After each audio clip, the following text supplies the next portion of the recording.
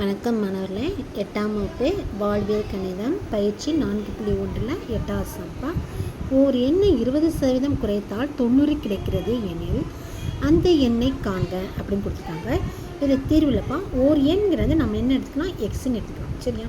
இதில் 20% எக்ஸில் 20% என்ன ஆகுது, குறைகிறது.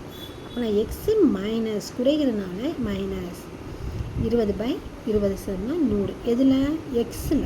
சரியாடப்பா? அப்போ நான் எக்ஸ் இஸ் ஈக்குவல் டு எவ்வளோ கொடுத்துருக்காங்க, 90 கிடைக்கிறதுனா ஈக்குவல்ட்டுக்கு இந்த சைடு இதுங்க. சரியா? இப்போ பாருங்கள், இங்கே நமக்கு பகுதியில் எதுவுமே இல்லை, 1 இருக்குதுன்னு அர்த்தம். எதுவுமே இல்லைன்னா 1 இருக்குன்னு அர்த்தம். இப்போ நம்ம இதை கழிக்கும்போது நமக்கு பகுதி சமமாக இருந்தால் தான் நம்ம கழிக்க முடியும். அப்போ நான் இதை குறுக்கு பெருக்க. சரிம்மா, அப்போ நான் இங்கே என்ன வரும், நமக்கு 100 வரணும். சரியா? அப்படி மேலே இங்கே 100ஆல் பெருக்கணும். இங்கே என்ன வருது, 100x